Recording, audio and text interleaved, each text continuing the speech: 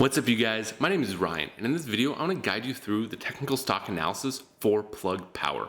It's ticker symbol PLUG. After we take some time to properly analyze this stock, it should provide a great understanding if we would like to add Plug Power to our portfolios and have it be a profitable investment choice for us going forward. This analysis will look at the investment potential on both the long and short-term bases. But before we take a look at its chart and some recent news surrounding this company, please smash the like button and subscribe if you enjoy this kind of content, because it will help me continue making it for you guys in the future. I really appreciate it, and let's get right into it.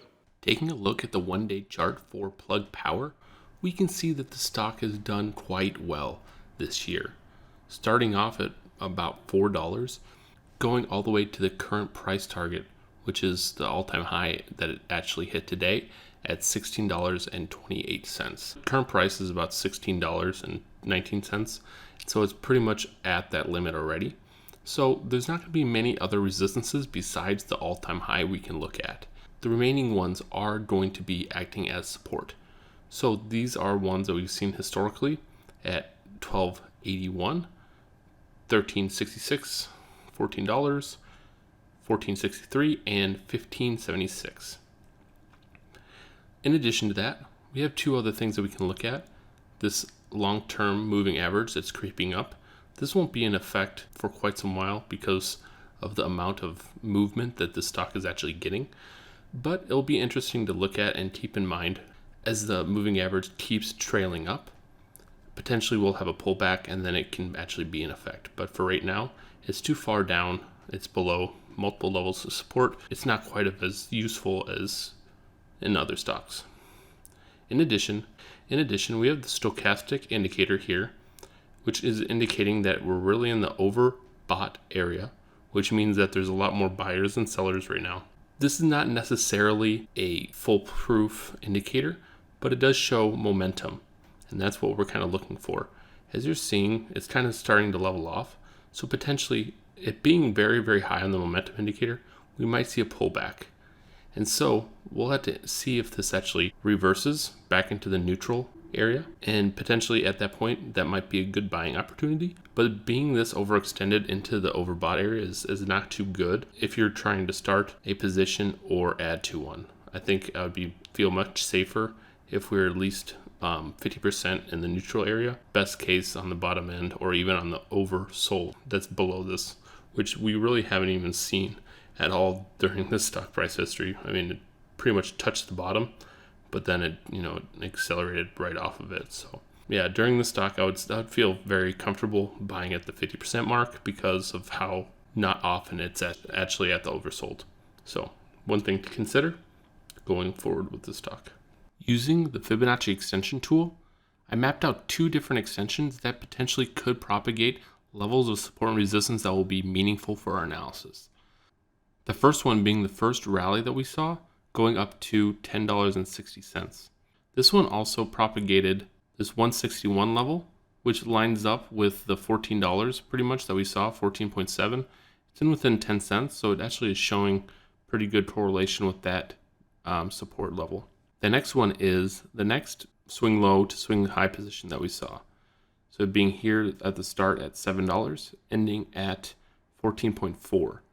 With this, it propagated many levels of support and resistance. I actually did not hide as many on this one because these potentially could be more useful. These first ones were too far off of the stock price, and anything that happens to the stock, it'll be a news-related event that causes it to sink that low, not just normal market fluctuations. With this, we see a lot of correlation between this high level at the 50% mark.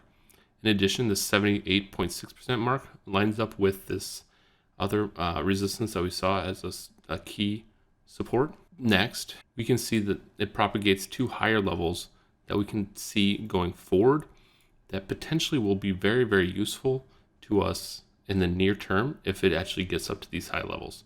So it'll be 18.84 and $21. So those will be two resistances that could play a big effect in the stock price. So after it goes above the $16, there could be some other levels of resistance that we encounter until we get to 18.84, which I can pretty much guarantee it will. We just don't know what it will be yet. Potentially we'll hit $18 or $17. These are usually some key prices, these whole dollar amounts. Lastly, I marked out 2 Fibonacci time series that we could see. First one being the same swing low and swing high here at the first extension of the stock. The second one being the next run up, the swing low and swing high position. It propagated some time series dates that we can see. See, as you can see, this one late August that actually had the move down. Another move down here after the time series indicated it. But we can see 2 propagated time series dates, one being the 14th of October, the next being the 20th of October. So potentially on these 2 dates, we can see some interesting price action of the stock. It'll be interesting to see what we can see. And not necessarily will the stock price go down. It just means that some kind of price action will potentially occur on those dates. I'm really bullish on the long-term perspectives of this company being the premier hydrogen fuel cell company going forward, it seems. But at the current price, I believe it's a little bit too high considering the current stochastic indicator plus the run-up recently. If I was looking to start a position, I will wait until the stochastic kind of gets more tamed out, potentially going back into the neutral area before entering a position or adding to an existing one. What that means is a little bit of a dip from the stock price will force this back down. So I would think around the $15 range would be a fair price currently. And I would be looking to get in or start a position around there. Or if the stochastic actually dips, but the stock price does not, that'll also be an indication to probably get into the stock, as once it actually reverses on the stochastic, the stock price will go up higher than that. So it's not necessarily the stock price will go down, but just some of the stochastic actually gets reversed. And then I would kind of look out for these 2 dates as potential dips that we could see in the stock price. So let me know what you think about the stock and its long-term prospectus. And let me know if you have a position here and what your belief of the stock price will be in 5 years. So I hope everyone has good luck, and let's see where the stock can go. Thank you guys for watching. If you enjoyed this kind of content, please like and subscribe so we can continue making it for you guys. If you have a question or want me to take a look at a specific stock, please leave it in the comments below.